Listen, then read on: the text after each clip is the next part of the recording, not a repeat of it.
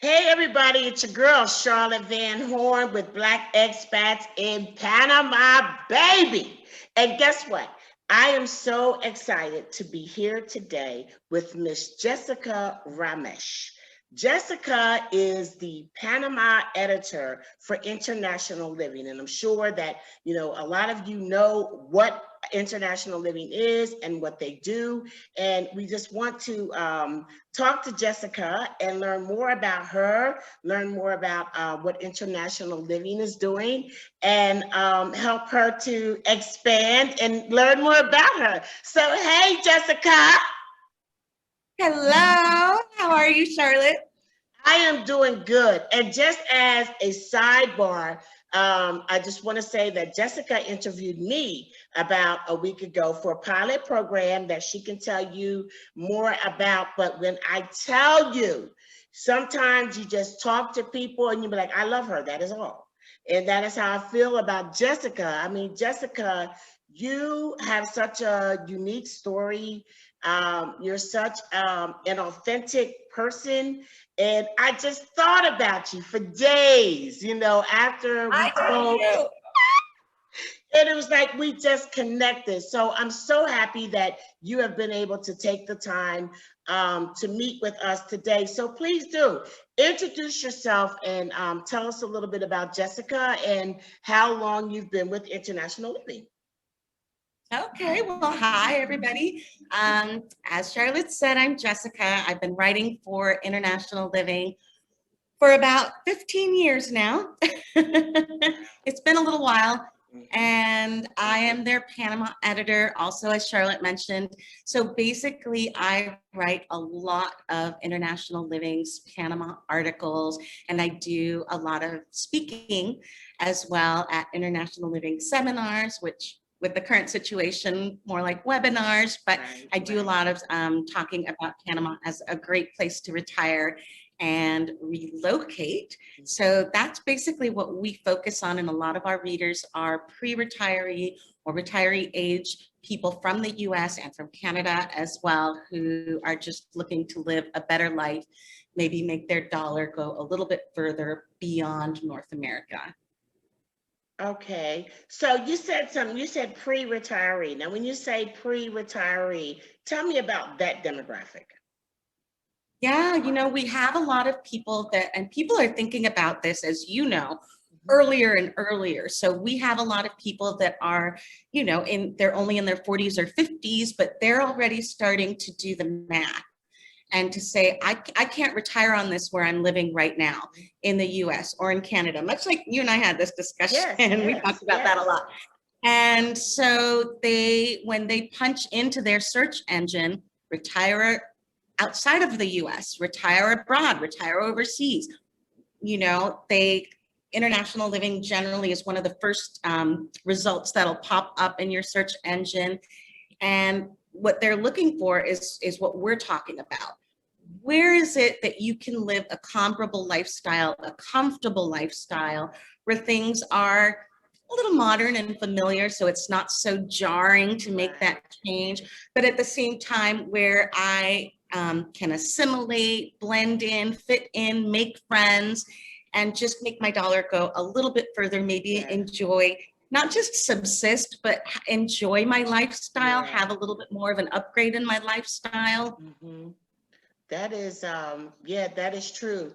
Do you find an uptick in that, like recently? Do you find more and more? Absolutely. Absolutely. It's unbelievable. I think around this time last year, or maybe around March of last year, we were all wondering what we were on the precipice of. Hmm. Hmm. And it maybe it shouldn't have been surprising to me, given that we already do a lot of stuff digitally and online. But with the amount of people that were stuck at home, we were like, well, maybe it'll be difficult because we'll tell people about these countries, but they won't be able to plan scouting trips, not yet, Hmm. because of the pandemic. Or maybe they'll just be really happy to be able to find the content online and pass those hours that we all spent indoors in our Yes. pajamas watching Netflix. And there was such a high demand for information. Though people couldn't travel at the time, they were still interested in getting all the info. and starting to plan, if you couldn't, go to the travel agent and buy those plane tickets, but you could still put together a dream itinerary and figure out, well, what are the places that are sounding good to me? Where do I want to spend the bulk of my time when I do get over there? So that was really exciting. That is very interesting because I think that COVID gave us time. COVID gave us time. It gave us time where ordinarily we're out and about, we're doing things, we're trying to fit stuff in. And I think that some of us, picked up doing different things, but we were doing it from a local location. Like even, even just right now, before we got onto this meeting, I was like, what shirt am I going to put on? You know what I'm saying? It's like, after full disclosure, I ain't got no shoes on. I got stretch pants on. Everything changed. But it was like our time and the allotment of time changed. And so I can see where, that's an interesting point, because Black expats in Panama really picked up during COVID as well.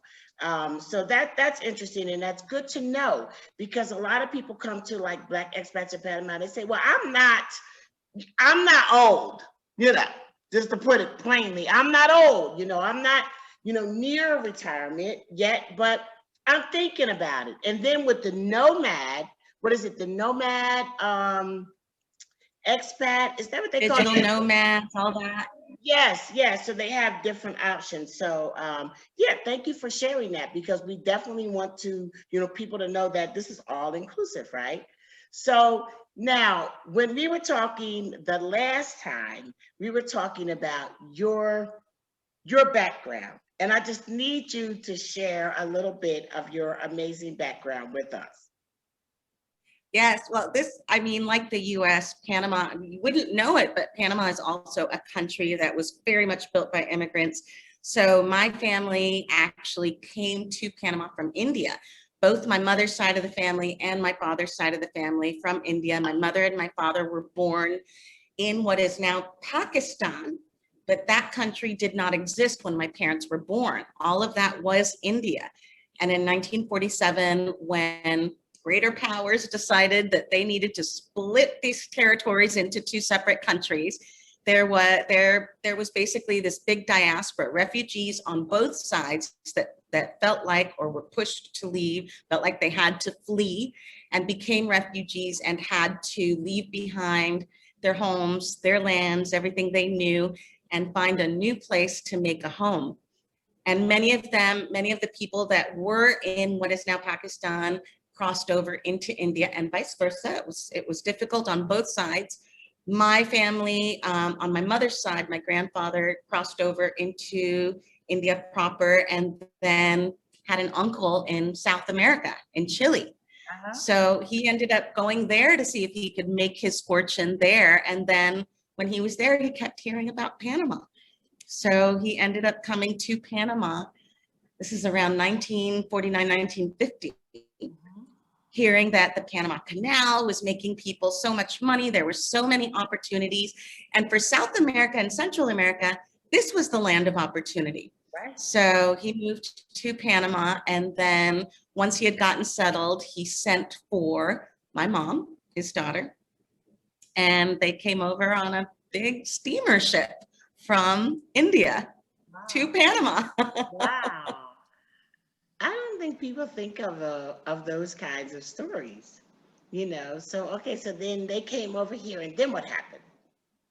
So mom was a little girl when she came over here. So she grew up, there was already a really strong Indian community here. So they had the Diwali ball annually, which is like the big New Year's party. They did little fashion shows with the Indian clothes. There was a lot of Indian culture. So she had that community here, but she also grew up very Panamanian, learning to speak Spanish, just like every other kid, and dance salsa and merengue and do all of those things as well. So she was very Indian, very Panamanian. And at the time, a lot of those private schools were taught by native English speakers. So those kids grew up speaking very American English as well. So she sounded American when she spoke English. She sounded Panamanian when she spoke Spanish. She was obviously Indian and could speak the language of her parents as well. So it was an incredibly international upbringing, even back then. That is amazing.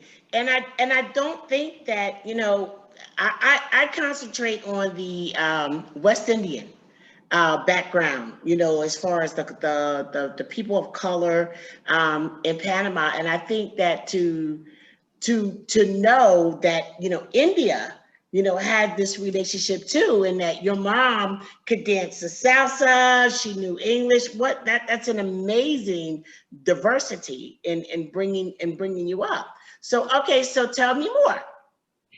Well, so I was born here in Panama, but right around the time, I mean, when I was very, very small, less than 5 years old, the dictatorship in Panama began to morph and change into this thing that was suddenly scary and for a lot of people unlivable, untenable. Mm-hmm. So I was born here in Panama, didn't have any Panamanian blood. It was luck. I was very, very fortunate, I feel, to have been born here and gotten citizenship here in Panama because my parents were not born here. Right. But so my family ended up again having to flee a difficult situation politically, and they moved to the US. So I actually grew up, my formative years were actually in Oregon, of all places, in the US. And we were there until I was about 13 years old when we had to move again. We moved to India for a couple years. You moved back to India. We moved, I had never lived in India, but we moved to India when I was almost 13 years old. Wow, I think I missed that part when we talked before. Wow, so then you went back to India and then came back to Panama. Yeah, we were in India for just under 2 years. And while we were there, the US invaded Panama. That was when Operation Just Cause happened under the Bush administration to basically take the dictatorship down. Yeah. So when we were in India and we heard that had happened, my mom turned to my dad and she said, "We're moving back to Panama." And he said, "Yes, dear." Let's go. So how many languages do you speak? So I speak English and Spanish, obviously, and I speak French and Italian, conversational Italian. I studied a little Portuguese, never really caught on. I studied German, never really caught on. I studied Japanese. Boy, that was hard, never really caught on. And I know a lot of words in Hindi, which is one of the languages that my parents spoke. They spoke 3 Indian languages between the 2 of them, the major one being Hindi. And I know I picked up a lot of words while I was in India, but I didn't learn to converse. I think I needed another year. So, but that is very interesting. So do you speak Gujarati? Is Gujarati what? Gujarati? I think it was Gujarati. So Gujarati is a language spoken by the people of the Gujarat region of India, but we're not from that region. So I never would have been exposed to, I've never really heard a lot of Gujarati. So, okay, I love your background. It's very interesting. So tell me this, how did you develop a love for writing? I think it feels like something that was always there, but my dad was such a reader and he wrote poetry and he wrote his own books as well. So I was always around that. And with him, it was more religious and spiritual texts that he was interested in reading. But regardless, we had a home that was full of books. I had a dad that wrote poetry and then later on wrote his own books. And when I was little in Oregon, we didn't have a lot of money. So what my dad would do as a treat for us, he would take us down to the Eugene Public Library in Oregon and very magnanimously, as if he were spending $1,000, say, check out whatever book you want. Of course, that was free. But for us, that was our acceptance. Check out as many books as you want, whatever book you want. He was a baller. He was balling. So that was his way of entertaining us. That is funny. But he was the king of the library. So, but I'm wondering that is very interesting because I'm wondering if the way that he presented it, it made you all like think, having a book is just like balling, it's like that is just the best thing. That's amazing. It was That is very exciting. interesting. It was exciting. My goodness. Okay, so you've been working with International Living for the last 15 years. Tell me how you started working with them, and then I want you to talk about some of the recent articles that you've done. Awesome. Okay. Well, that's also a funny story because we're gonna have to jump ahead in the Jessica history. I was working on cruise ships. I was working on cruise. Tell me that too. I was working on cruise ships, and I had been there. I'd been working for Carnival Cruise Lines for 4 years, and I was ready. Okay. Hold up, Jessica. What was you doing for Carnival Cruise Lines? I was what's called a purser, which everybody then asked me, what is a purser? Okay. Nobody knows what that is because it's such a ship-based position. And it changes from cruise line to cruise line. They define the job a little differently on different cruise lines. On Carnival, it was customer service. It was 3 jobs. It was customer service. So all those complaints, we logged those and tried to make, any of that right. It was also a little bit of cash handling. When you board the ship, they give you a little card, and that works as your credit card while you're on board the ship. Right. And you can put a credit card down on it, so it's basically the same thing. Or you can go to the purser's desk and put down cash, and then all you need is your little card, and you use that for whatever you want to buy on the ship. Don't need to worry about change or cash or tipping or anything.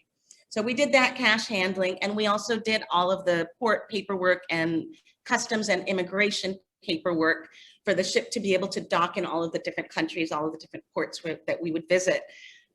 So it was a lot of work, but it was a really fun job too. So you were like one of the people that had to live on board? So you stayed on board from place to place? Lived on board for 6 to 8 months, no days off, 6 to 8 months with no days off. And then you would get a break, an unpaid break. And then they would sign you up for another contract and another ship. Okay. All right. So you were on the ship. That's interesting. Okay. And then go ahead. So I'd been doing that, and my contracts I couldn't afford to take all those unpaid vacations. So my contracts had been more like 8 to 10 months without a day off for 4 years. And I was ready to make a change. And I was ready to make a change, not just to get off cruise ships and, have a permanent residence, but also to get out of hospitality and get back to writing. And I had worked as a writer for 1 year previously at the Panama Canal. Mm-hmm. So I thought I would really love to just get back into writing. And Carnival was very good about giving people a leave of absence. If you wanted to take a leave of absence and come back 6 months later, that was really doable. So I decided to ask them for a leave of absence and come to Panama and see if I could get back into something creative like writing. Okay, so when you worked for Carnival, like where were you living when you said, okay, I'm starting this Carnival job? Where were you at that time? Well, I was on ships, 90% of the time, most of the year. Where were you living when you decided that? Were you living in Panama at the time when you decided that you were going to work for Carnival? Or were you somewhere? Okay, okay, cool. Yes. Okay, so then you got a leave of absence. And took a leave of absence from Carnival, came back to Panama, and started looking. And I did a lot of interviews, but along the way, and took a few months, didn't really find anything. And one day I looked up the job ads for Panama on monster.com. Wow. And there was an ad posted by a company I'd never heard of before, International Living, and they were looking for an assistant editor, and they were looking to relocate somebody from the US to Panama. So I wrote to them and I was like, I'm already here. I'm here.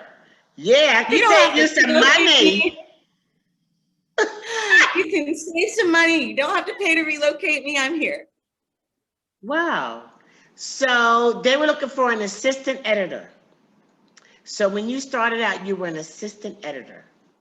I did. I started out as an assistant editor, and they at the time were making a lot of changes, trying a bunch of different things. So it was a fantastic time for me to join on, because they kept moving me into greater responsibility and different positions very quickly. And it just seemed like I blinked. And one day I was also doing presentations at seminars and learning how to really finally hone my public speaking skills.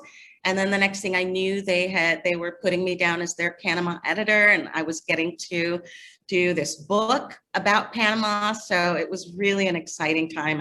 I got really lucky. Wow, that's a blessing. So wait a minute. So you did a book about Panama too? Yes, it is. Back in the day, it was called Panama: The Owner's Manual, but it's been rebranded since, and it's called Okay. Escape to Panama is the new title, I and I saw update it that. every year. You wrote that? I did. Oh my goodness. Oh wow, that is awesome. So now tell me this. How long has international living been around? They have been around for a very long time. When I started with the company 15 years ago, they had been around for about 27 years. Wow. So yeah, they have a They long probably trajectory, evolved but quite a bit as well. they really have. They really have. But the core idea, unbelievably, the flagship publication, which is International Living Magazine, it's still published, the paper version as well as the online version. And that core idea of being able to maybe live a better life beyond US shores is still very much the core of the publication company that is International Living today. Yeah. And I think that it's really, really, really relevant. It's just so funny how the tides change, you know? So then you started working for International Living. Then when you were working for International Living and getting these additional responsibilities and things, at some point you moved to Cologne? I actually lived in Cologne. We're bouncing around the story, and I apologize. I haven't been very linear with you, but I actually lived in Cologne for 3 years when I was a teenager. Wow. Okay. So that meant that you were really good for the pan to be a Panama editor because you had experienced living in different parts of Panama. So tell Yes, me, go ahead. I think I was really lucky to make friends, because sometimes you go to a country and you find that the people that are of that country don't necessarily travel and see all of their own country. Yes. A lot of times it's tourists who come in, and they're the ones who are seeing more of your own country than you've ever seen. But I fell in with a group of friends that was really just one of those adventurous groups of people, much more adventurous than I ever was. And they loved to tour Panama, and they would invite me along. So, through these friends, different friends, I got to know not just the city of Cologne, but the entire province of Cologne, and lots of other parts of Panama too, like Bocas del Toro. So I think that when you talk about the province of Cologne, I want you to explain that to us, because I think that a lot of us don't understand. And really, before really talking to you and Rosalind, I really didn't understand it either, how Cologne is the province. And so within Cologne, what do we have? Yes, I'm so glad you touched on this, because it can be really confusing when you're coming to Panama for the first time as a visitor. And in Panama, very often within a province, which is like a state in the US, as you know, within a province, you'll have the capital city of the province will have the same name as the province. So people really do get confused when they visit for the first time, Right. because if you go to the province of Bocas del Toro, there's a mainland section, and it's like a state, it's a province. There's an archipelago, which is the chain of islands, which is also called Bocas del Toro. Okay. And then the capital, the town on the main island, is also called Bocas del Toro. And to distinguish it a little bit, we call it Bocas Town. So we're not constantly like, well, are you talking about the province of the whole as a whole, or are you just talking about the islands, or are you just talking about that one town? And the Yes. same thing is true for Cologne. You have the entire province of Cologne. Within that province, you have the city of Cologne, which is where I lived, and it gets a really bad rap with good reason. It does have higher crime than other regions of Panama. But then just outside of the city of Cologne, you have the beautiful Portobello region. You have some of the most beautiful beaches in the entire country of Panama. You have rainforest, lots of wonderful tours that you can take. The museum that you mentioned in Portobello, the new museum. So Yes. there's so much to see outside of that city, but still within the province. Wow. Okay. Because like I said, I think that when we say Cologne, we just think about Cologne, the city, and the tours that we do, we go through the city, and then we go outside of the city and go into Portobello and everything like that. And I just didn't want to ignore the city. I don't ever want to ignore the city because I think that the city is probably the part of the Cologne province that needs the most help and most recognition. And so I definitely did not want to ignore the city, but it's good to know that it is inclusive of other things as well. Because we've been to Portobello, and Portobello is where the Black Christ is, right? So we would go to Portobello, we go to the Congo House restaurant, and then we go over to Isla Mame. And so it's been great for me just learning the different, areas of Panama, the different history. Every time we do a tour, I learn more and more. So tell me about some of, thank you for breaking that down to us. And tell me about some of your most recent articles.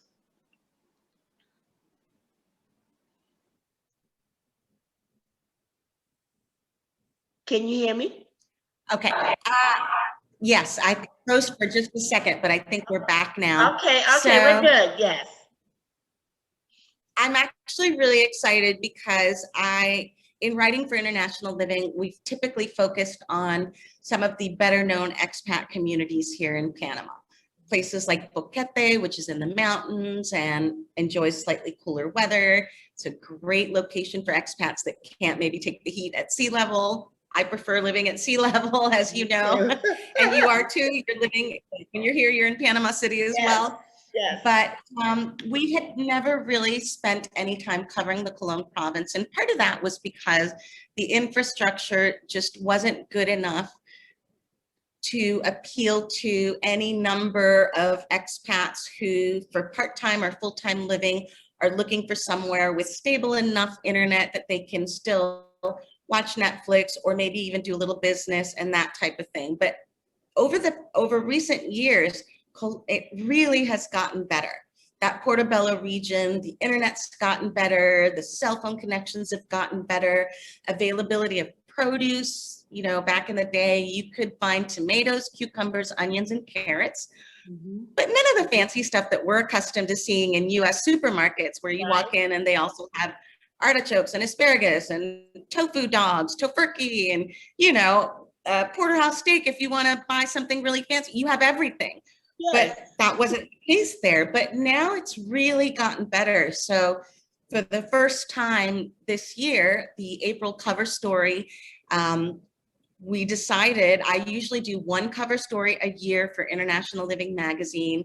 And very often it'll be sort of a general catch-all covering all of the regions that might be of interest to potential expats. But for the first time, we decided to focus on Panama's Caribbean coast. Okay. And specifically that Portobello region. So that was really exciting for me because, as I said, I lived in Cologne for 3 years when I was in high school. So I have these really deep family connections to that region. And for the first time, I was able to write about it and also legitimately say, there is some exciting stuff going on here. You have the internet now. You have the produce now. You people like you and me will actually go there and not be like, oh, it's really beautiful, but to live, I need internet, I need cell phone connection. Yes. Now you can go there and you're like, oh no, I could actually live here. This is livable to a different degree now. And that was really exciting for me. Wow, and that is exciting. Let me ask you this. I live in Brisa de Golf Norte, and Brisa de Golf Norte is a suburb of Panama City.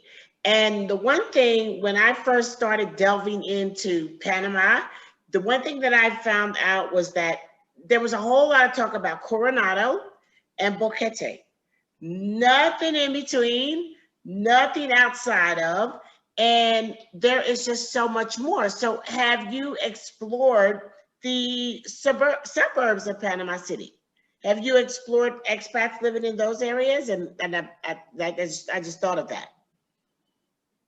Yes, and it is a shame that they don't get talked about more, but we do. And on the International Living website, we talk about some of the suburbs that have attracted, a certain number of expats. And you have, as you mentioned, Brisa del Norte, you put that on the map for me. You're my first expat interview there.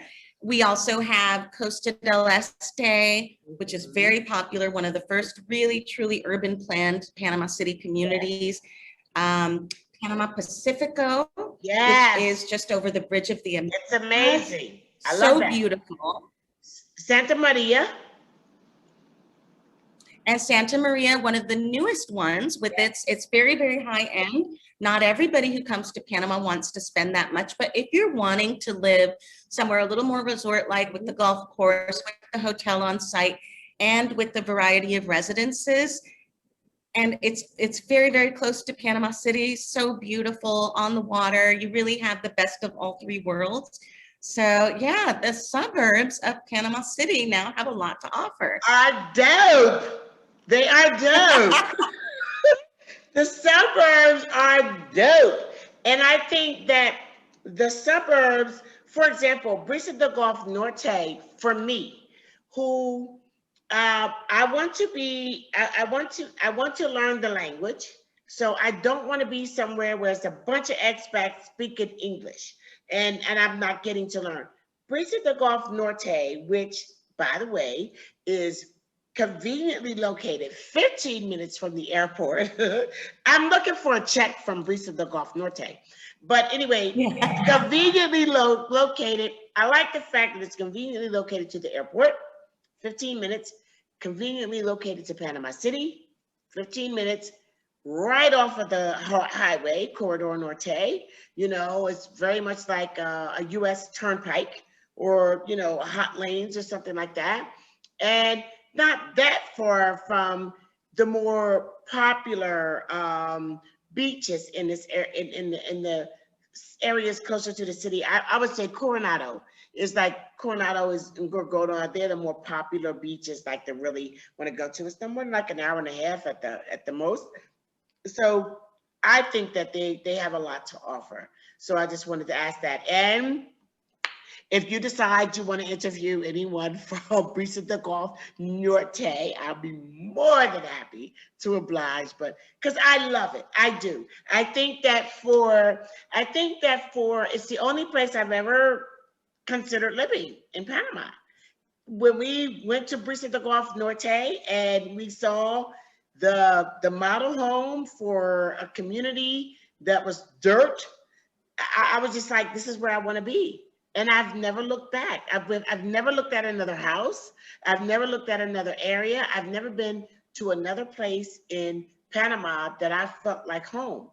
And I say that because the language is very intimidating. You know what I'm saying? And so when you're coming to a place and you have that language barrier, I really, really admire people who come by themselves, because I am absolutely spoiled. My husband is Panamanian, and when the stuff gets too tough for me, I say, Alfredo, help me, but for people that come here alone and don't have a family and don't have that support, the language is something that you have to embrace and learn.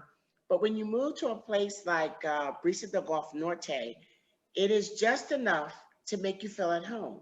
So it has that suburban feel that a lot of suburban communities in the United States have. So it kind of eases you into the international living, and that's just my opinion with that. But you write stories, and the latest stories that you've written, you were able to talk about Cologne. Yes, that was really, my article of the year. So that's sort of what's top of mind for me. But my everyday, my day-to-day, work for international living really is to cover all of the regions that are of interest to expats, including the suburban regions of Panama City that have so much to offer, as you just pointed out. Yes, and I've talked to people who have gravitated towards Boquete because Boquete is very popular as far as what they learn online. And you have some people that are coming from Florida. And I had this one lady tell me, I've been hot all my life. You know what I'm saying? I'm not trying to retire hot. I want something cooler. But then you have people from North America, and the northern part of the US that, we have all these seasons, and I just like summer. A lot of us, we have all these seasons. We have winter, spring, summer, and fall. It's amazing to experience them. I had a niece tell me one time, a niece from Panama, she said, I think I would be afraid of the snow. And I said, she just could not imagine snow falling from the sky. And I was like, wow, that's deep. But I understand, so after you've experienced all of those seasons, I like summer the best. So I absolutely love, I love Panama. So when to shift gears up one more time, when you were in Panama, or when you moved to Panama, what was it like having to learn the Spanish? How did you feel about that? So when my family first came back to Panama after India, right after the invasion, and I really did not speak Spanish because, again, my parents were not Panamanians, so we didn't speak Spanish at home. And you were born in Panama, but you weren't there that long. I was born here, but we left, and I didn't have Panamanian parents speaking in Spanish. Right. We didn't have a Latino community that we were a member of at that time. Eugene was just not that diverse. So really all I'd heard was English growing up. So yeah, I knew the numbers from 1 to 10, and hola, ¿cómo estás? And I sounded like such a gringa. Muy bien.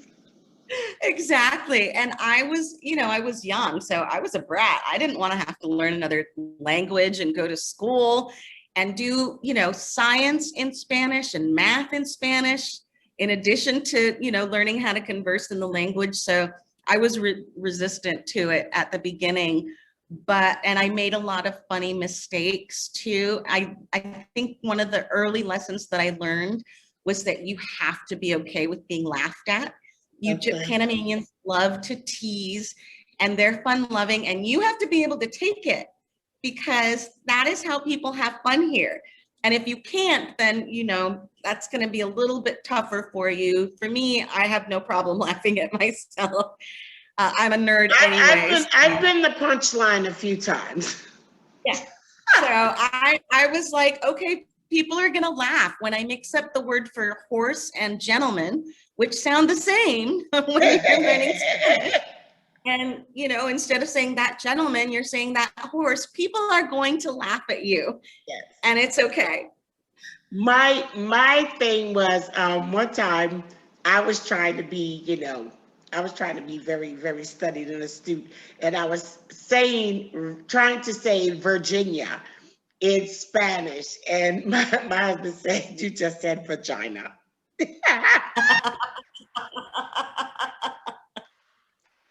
So I think that was a good word for me, that you have to be willing to be laughed at, because I have definitely sensed that, and it was just like, okay, so I've been in situations where I'm like, come on now, you had to be able to figure out what I was trying to say.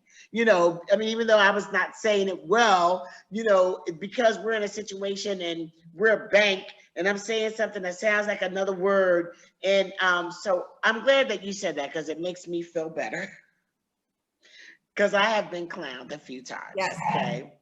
So, but you were just having to learn so much. Now, and the other thing that we had talked about before is that I think that your appearance is amazing. Your appearance is so ambiguous that when you've gone to all of these different places, you've been in Oregon of all places, Chile, India, and Panama. How has your appearance allowed you to adapt to each environment? I think it's made it easy. I mean, as far as going to India, it was definitely something where I didn't stand out as much, being there. Now, Indians, they could tell. They can still tell the way you carry yourself is different if you haven't grown up there. So I look like everybody else there, and I have the nose, and I have the black hair and the appearance and everything, but they can still kind of work out. And if I opened my mouth, the price shot up, by 200,000 because then from the accent, they were like, "Oh, she does not speak Hindi. This is not, yes, this is a foreign Indian." Exactly. But it did help me blend in. And, if I was just walking down a street, going to buy bread or whatever with one of my little cousins, I just blended in. And that definitely gives you, it's an added bit of safety. And here in Panama as well, for a lot of people, I just look like the average Panamanian. What is the average Panamanian? We're everything, just like in the US. You have people here with red hair and freckles. You don't stand out. They think I'm Panamanian. People think I'm Panamanian. They all think I'm from Cologne, but people's like, Cologne? No. But I know what you mean. And it's the same thing with you. At first glance, somebody might say, "Oh, you're Panamanian," but the way you carry yourself is a little different, and your fashion choices are a little different. And they can tell, after they've observed you for 5 minutes, they can tell that you're not actually Panamanian. But we do blend in. If I'm driving my car in Panama City, nobody's noticing me in the rush hour. I just look like anybody else here. So it definitely is a place where I'm able to blend in, and it's a place where I feel incredibly safe. Not to say that we don't have crime here, but I feel incredibly safe here just because I blend in. I really do. You're like a chameleon. And very beautiful chameleon, by the way. Oh. But I honestly feel like, well, first of all, you remind me of my friend Maruk a little bit. My friend I told you about, Maruk, that taught me so many lessons. And she was Pakistani. But at the same time, if I put a blonde wig on you, I could see you passing for white in Oregon. If I put an afro or a curly wig on you, I could see you passing for a light-skinned Black person. It is amazing. You are, when ambiguous is in the dictionary next to it, it says Jessica Ramesch. So I'm sure that has served you well. And I think that, even though, I mean, you moved around a lot as a kid, I think that it has served you well. I think that it has just prepared you for what you're doing today.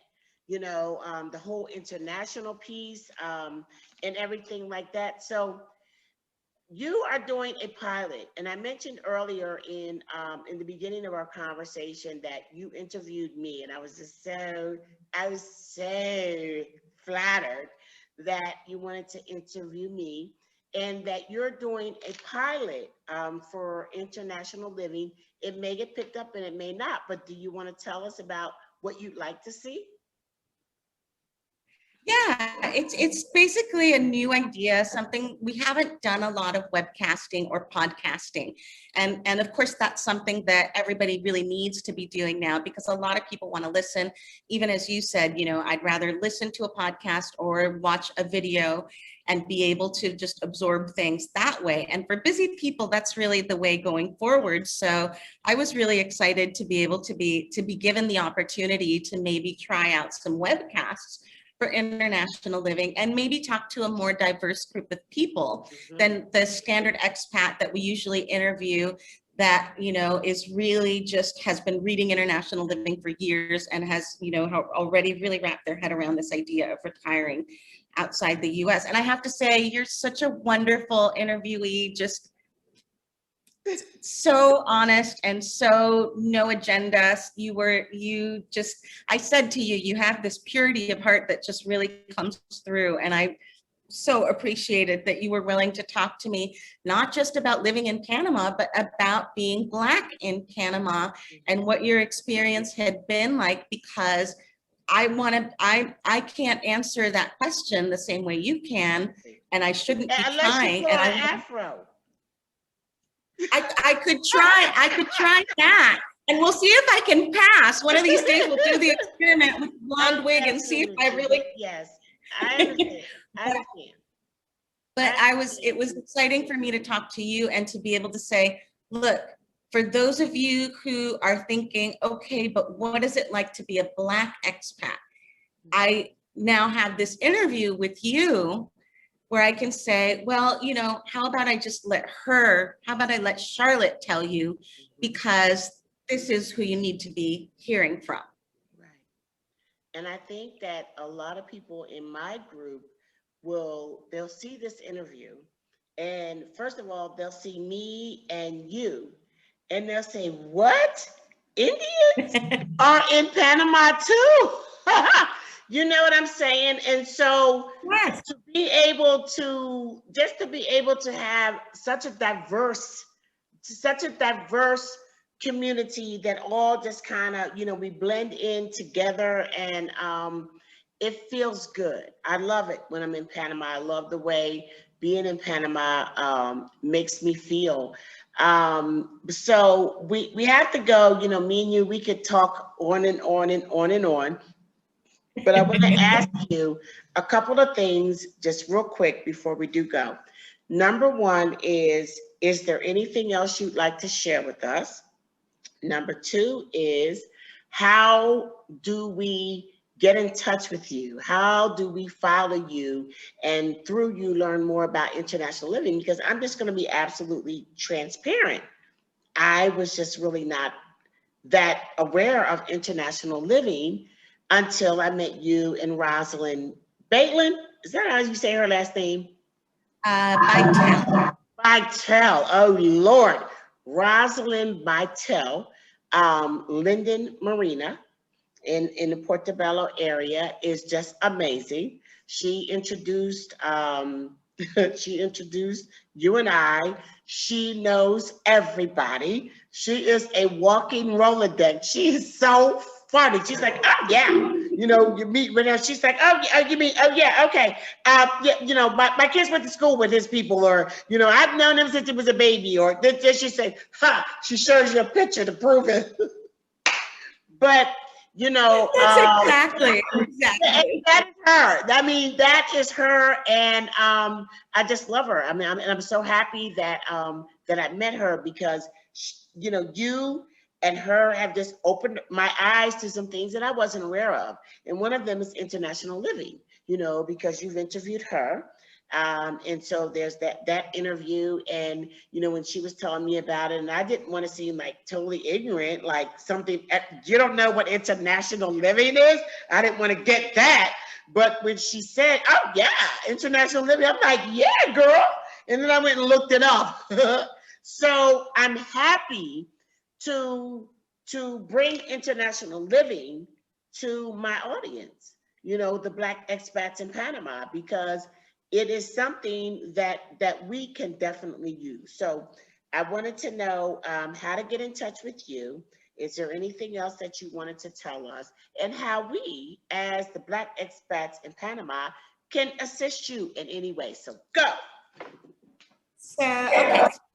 Your number one question was there anything else I wanted to say? I just want to say that what you're doing with Black expats in Panama is amazing. What you're doing with visiting places like Portobello and learning about the Congo culture, you're showing it to other people, taking them to the museum by buying things like that beautiful t-shirt you have on. They're supporting the amazing community that we have here in Panama, and one of our richest cultural, heritages and communities and historical regions in Panama. So I just want to say that what you're doing is absolutely beautiful and wonderful and all things good. And then as far as supporting me, if you're interested, please go to internationalliving.com and you'll find there's a menu with the countries there. You can select Panama. It will right away ask you to sign up for the free postcards, which you can do if you just want to receive really inspiring, lovely little vignette stories with a beautiful photo, a beautiful, inspiring story that just keeps you uplifted for the rest of the day. Then go ahead and sign up for that, and that's absolutely free. And we have an International Living Panama Facebook page where I post photos from my life here in Panama. So if you just want to see more of those beautiful photos and videos, which they're already getting from you, well, there's more of the same at the International Living Panama Facebook page. So yeah. Okay. Well, I so appreciate you taking the time to spend some time with us. I just absolutely adore you. And we're like Zoom friends right now, but soon I hope to get to meet you in person. Yes. And spend some more time together. But in the meantime, I appreciate what you do as well. I thank you for embracing me and the Black expats community. And I just look forward to continuing to develop and grow our relationship together. So I thank you for the time that you spent with me today, and I will talk to you soon. Thank you, Charlotte. Same. Bye. Smooches. Look, kisses, mwah, from a distance. Safe kisses. All right, bye. Thank you, Mama. Bye. Bye. So, this is Charlotte Van Horn, Black expats in Panama. Jessica is so dope. She is just so dope. And I really appreciate her for opening my eyes. I mean, a lot of you maybe did know about international living, but I did not. And so I've learned about it recently, and I've started to kind of look at what they're doing, especially as far as the Panama piece, with Jessica. So I'm just asking you to check Jessica out, to learn more about what she's writing, and to learn more about the Cologne province, as opposed to just looking at it from just the city. When it comes to the province of Cologne, I still think my heart is still in the city, but definitely I am loving Portobello as well. And so if you want to see Cologne and you want to see different parts of Portobello, you can consider coming on a Black Expats Explore Panama tour, where we offer a cultural and relocation tour together that is very unique. And, look, this is a piece that says Portobello, and they have a brand new art gallery in Portobello right near the Black Jesus, and we were very happy. They opened up just for us the last time we were there. But if you want to explore Portobello and see Cologne, let me know. Consider joining on one of our tours, and we'll put more information down there. And I'm just so grateful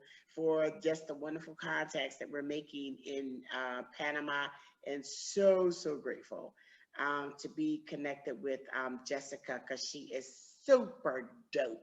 So until next time, this is Charlotte Van Horn with Black Expats in Panama, signing off. Talk to you soon. Bye.